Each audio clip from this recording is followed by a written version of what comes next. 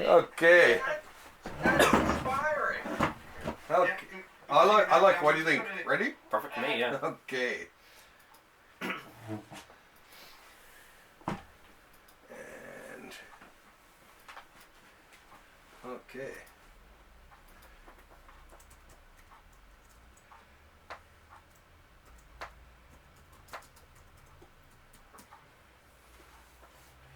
Okay, it's a go, and hit that, and then we'll start. Hit that, and then hit record, and then call him back. Yeah. Okay. And turn on the audio or the video. Okay, here we are. Now let's give Arlen a call here. Hey. Okay, we're back. Hey, how's it going there, Arlen? I'm doing good. How are You things? got the real microphone podcast setup. Yeah, we and what took us so long was we had a new form of recording because we'd only ever done talking back and forth. So. Okay, now by the way, your camera view, you realize I'm only getting like half your face. Oh, okay, there, and I'll get my friend Dennis to move in here. This is my friend Dennis, by the way, my co-host. Hi, Dennis. Hello. Now, where are you guys? In Berkeley? No, we're in the St. John's, Newfoundland. We're basically about You're in Newfoundland? yeah, we're 3 hours northeast of you. Okay, why did I have this feeling you were in Berkeley? I thought you were in California. No, Wow. no, we're here in good. Okay, I've never been to Okay, now what's the correct pronunciation? Oh, Newfoundland, like understand Newfoundland. Newfoundland. So you don't really say, because it looks like it's spelled Newfoundland, like F-O-U-N-D, right? Yeah, Newfoundland. yeah, and when people ask, we say it's Newfoundland, understand. Newfoundland. So you're not really. It's like it's not 3 syllables. It's 2 syllables. Newfoundland. No, Newfoundland. Yeah, Newfoundland. Newfoundland. Yeah. Yeah. Yeah. Okay. You were saying Newfoundland, like you were barely saying the pound part. Yeah. Yeah. It's well, like I say, the easiest way to remember it is understand Newfoundland. It's about the easiest way. I could be your first guest to make you switch the camera so I can see you guys. Well, actually, But while if you're still cut off. yeah, you're here we go. There we go. There we go. You're Hold on. Now I see your beautiful comic rack behind me. oh yeah. I'm as green as the Hulk with jealousy. Yeah, it's left over. I used to have a comic book store years ago. It's left over from that. Are you kidding me? That's one of the Kubert's last Tarzans when they switched to that 100-page Yeah. annual. Gotta love those 100-pagers, eh? Yes and no. I have mixed feelings about them. Yeah, in the cover designs, Yeah. since I'm coming at it from an artistic way, Nick Cardy was doing all those great early 70s DC covers. Oh God, One of yes. the greatest cover artists ever. Oh yes, yes. And when they switched to that 100-page format, with all of the text that they had to put and all the little tiny boxes on the cover, Yeah.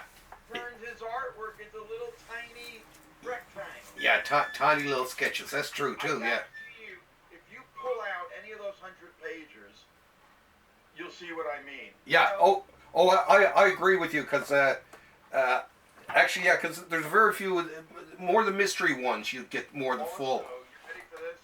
As you know, I have made part of my career promoting that of Irish Snap, the great DC Comics letterer. Yes. That did every single DC logo you could think of, designed the DC Bullet, designed the Comics Code stamp, Yeah. also designed every DC logo you could think of, starting with the Superman telescopic logo that he refined. Joe Shuster did the original. But he also did the lettering on top of Penn Station, neither rain nor Yes. snow, in Roman letters. Yeah, I'd forgotten about that. Yes. America's greatest hand letterer. I Knows anything about him. I think so, and it's funny that you call him a hand letterer because I did some lettering. Hand letterer. Yeah, well, I did some lettering for my friend. He did a comic for Black Mask recently. And time out a second. You're gonna have to make this camera tilt so I can get you both. I'm talking to half a face. There we go. Can you not see your own camera view? Oh, I can see it now. Yeah, it's I just had a brain fart, as they say. I just forgot your name. Wallace. Oh, no, Wallace. you I know. Yeah, Oh, Wallace Dennis. and Dennis. Dennis. Wallace Yes. and Dennis. It kind of rhymes. That has a nice ring to it. Yeah. Dennis and Wallace. Yeah. And of course, Dennis and Wallace or Wallace and Dennis? I guess Dennis and Wallace. We'll go with the With age before beauty. age before. Let me ask something. Dennis, do you supply like the tech end of this? Pretty much, yeah. I have the Amazon account. So Yeah. This? Yeah. Wallace, I need a Dennis.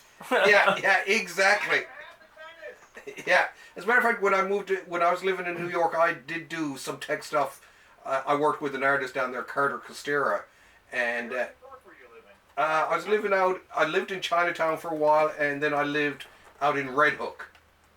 Really? Before Red Hook became chic? Yeah.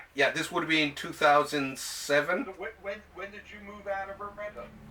2009. Okay, what made you move? The financial collapse. Wow. Yeah. So all the money that myself and my friend. You miss living in the city? Oh God, do I ever? Where did you grow up though? Oh, here in Newfoundland. Oh, so you came home basically. Yeah. Now I lived in New York in the mid '80s, from That's when I was there. 83 and 84. I was in the East Village. I'll go away. Yeah. Well, that's. And then I moved out I'm in Westport, Connecticut since '92. But I lived 11 years downtown. I grew up in New Jersey, and I lived 11 years in East Village, and I loved every second of it. Are you kidding me? Oh, it was fun. It was.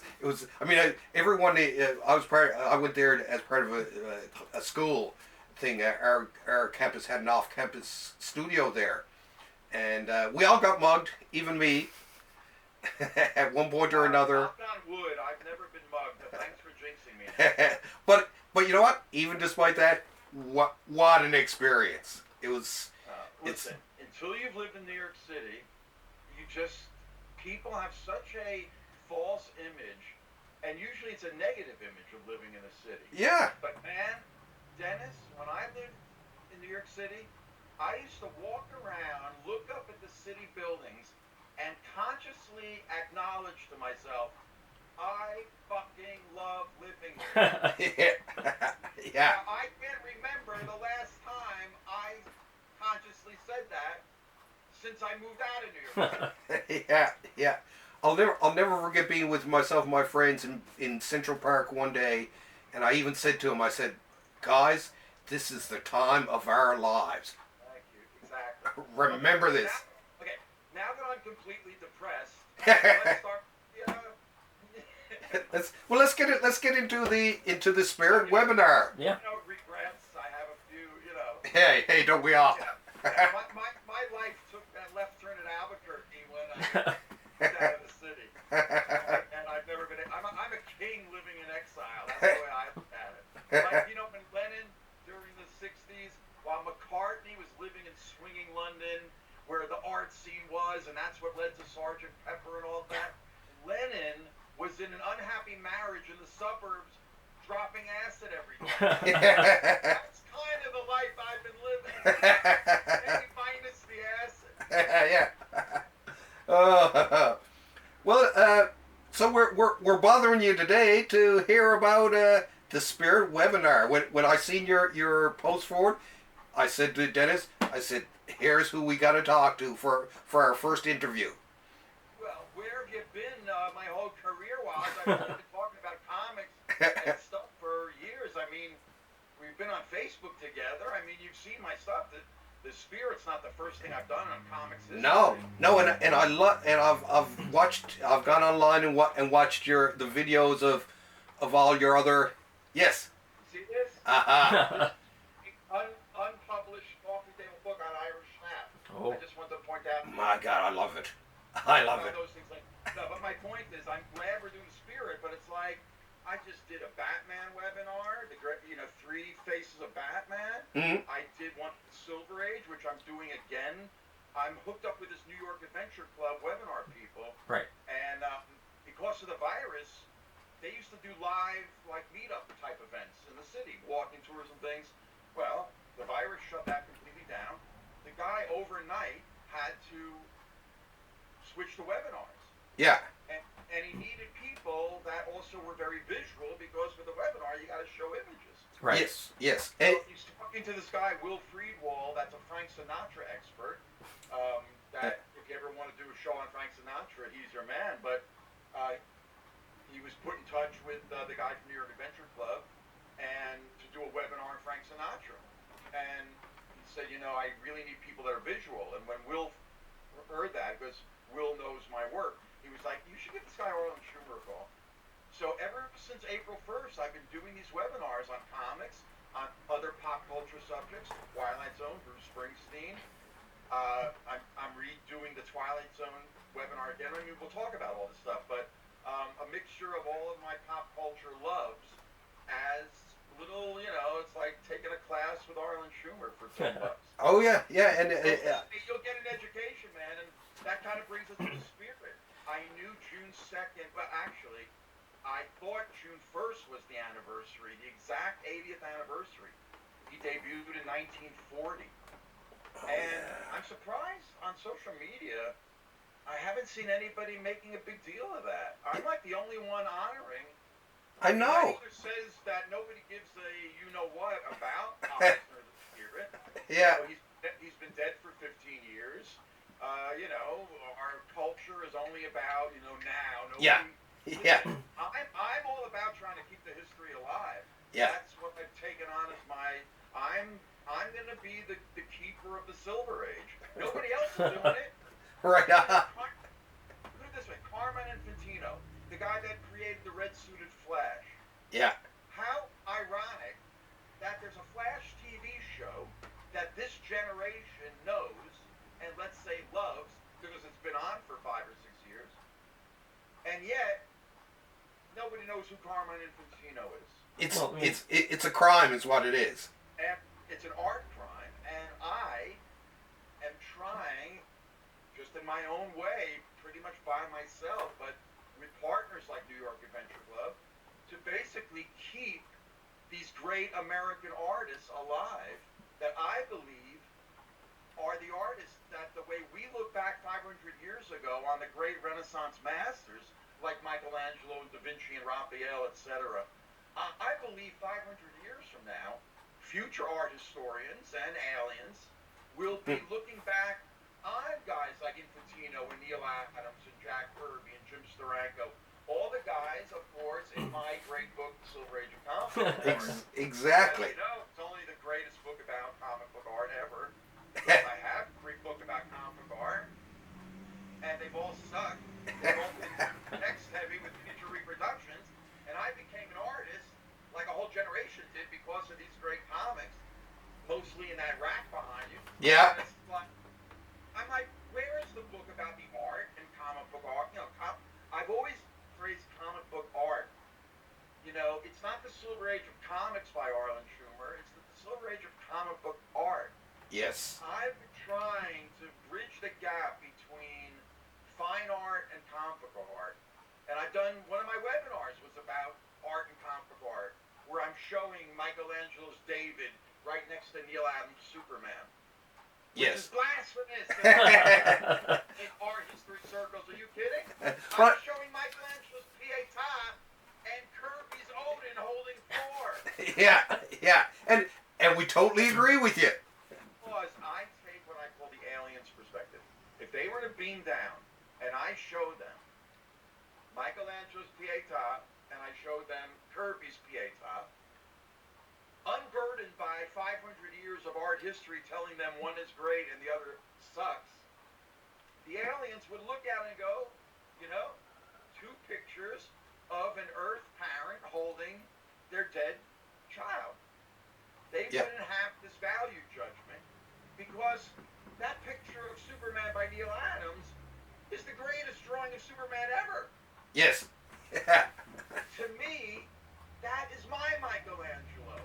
When I look at Kirby's Thor, Odin holding Thor, that is my Yeah. And it's not that I don't love Michelangelo's. I'm not saying one is better than the other, although they're saying one is better than the other. I'm not. I'm merely saying what I love is great too. Yes. Yeah. Yeah. Most people live in an either-or world. We should live in an and world. Why can't things be Michelangelo's Pietà and Kirby's Pietà?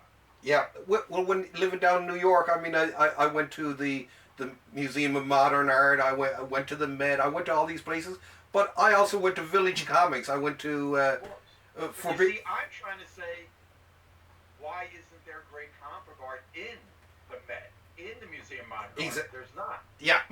See, when future art historians want to know, gee, was comic book art celebrated as great art back in its day? Let's check the files. They're going to go to the Museum of Modern Art, and they're not going to find comics there, and they're going to come to the judgment, oh, I guess comics never quite made it. Yeah. And, Yeah. and in a sense, they'll be right. Yeah. Yeah. Still, the Museum of Modern Art hires Arlen Schumer to curate a comic book art show the way I would do it. And that's a show I'd go to see. Not that I could walk up to the Museum of Modern Art and propose it. If I knew somebody that worked there, I would try. But unless you're I can't get in there. No. If my phone rang, hi, we're the Museum of Modern Art. Mr. Schumer, I'm holding a copy of your book, which has blown my mind, and we'd like you to do a museum-sized exhibit version of your book, which, by the way, don't think I haven't already thought of. I already have concrete ideas of how I would do an exhibition of comic book art. And I can see it. I can see it too. I can show it to you because I back up my shit Yeah. with real things. Yeah. My point is, if that phone call ever came, and maybe it will one day before I die, then you'll see a comic book art show in the Museum of Modern Art. Well, that's why when I first seen about the whole spirit webinar, it's just like, hey, Arlen's bringing the spirit to the people. Exactly. More ways than one. Okay, so specifically Eisner's place, since he's not from the Silver Age. Yes. Obviously. Why Eisner? Okay, so to show you how much of a superhero zombie I was as a kid, and that's all because of the great works of the Marvel and DC 1960s, Kirby and Infantino and Adams and Steranko and all those great comics. I mean, just like the 60s were great for music, the Beatles, the stuff, The 60s were a flowering of creativity. Yeah. So that's the era I grew up out of, and my book is about that. But Eisner is a whole different story. So right after the Batman TV show hit in '66, Harvey Comics made a deal with Eisner. I guess they published 2 Spirit 25-cent annuals. Yeah. And you ready for this? I'm 8 years old in 1966. Totally into comics. My brother was the Marvel fan. He was a little older than me. I was the DC guy. Hey, right on. Marvel's too complicated to me. I like what I call the banal simplicity of, Kurt Swan's, Superman. Anyway, the point is I'll never forget.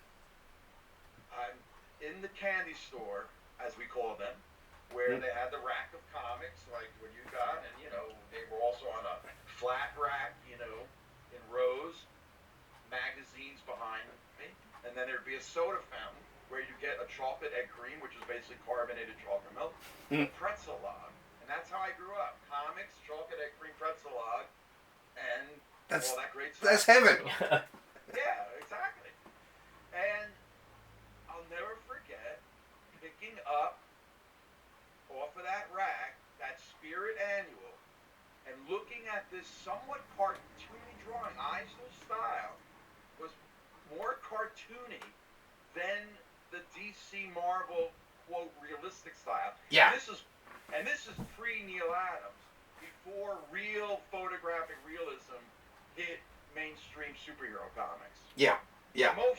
We thought Kurt Swan was a, quote, realistic artist, and he was, in a way. Yeah. Yeah. For Neil Adams hit, it shattered Oh, did he ever? Yeah.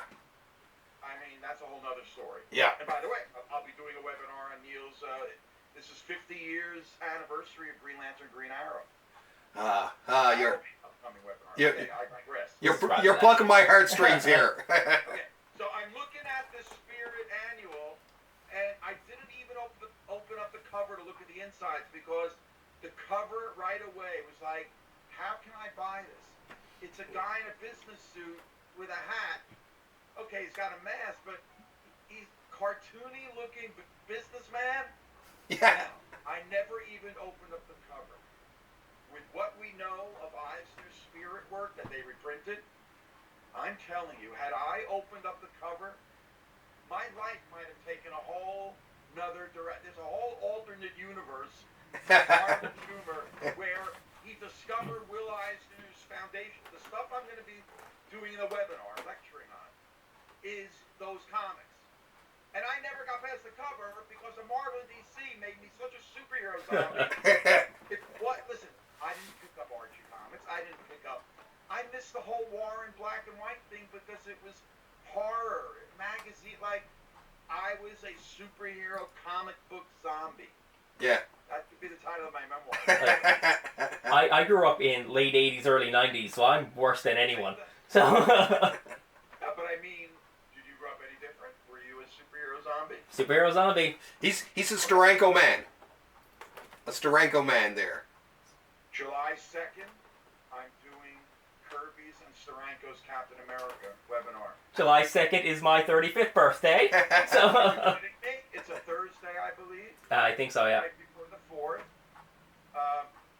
That'll be an upcoming webinar. I've already done a webinar just on Steranko's Captain America. Not a webinar, a visual lecture. It's on my YouTube channel. Yeah. I don't know if you check me out. Go and see my stuff. But this time I'm going to combine. I'll do half Kirby's Captain America. That basically precedes Steranko's.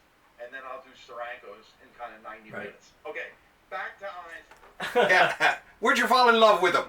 So, an alternate universe never happened because I didn't open up that first page. It's like I missed Bruce Springsteen's first 2 albums because the New York radio stations couldn't stand his first manager, thought he was an arrogant prick. Oh, those bastards. Which he kind of was, but he was so zealous for Bruce that he turned a lot of people off. But thanks to him, I grew up in northern New Jersey. I missed Bruce's first 2 albums. And I blame the New York DJ. So missing Eisner, when I later found out how unbelievable that Spirit work was, I was like, had I opened up that cover when I was 8 years old, okay, so why would it have blown my mind at 8 years old and maybe changed the course of my life? Because, and this gets into why Eisner, why the Spirit. And by the way, why am I the only one honoring the 80th anniversary of the character? Well, And basically, it's not the character as much as this body of work. Eisner's mature Spirit stories, and we talk about mature because when he came back from the war, it was just like with film noir, if you know your cinema studies. After the war, film noir came in full force, and the idea of the jaded anti-hero took place because of what he had seen in the war. Rod Serling, I'm a major Twilight Zone guy. Rod Serling was one of the American artists damaged by his war experience, but he cathartically channeled it and made the Twilight Zone.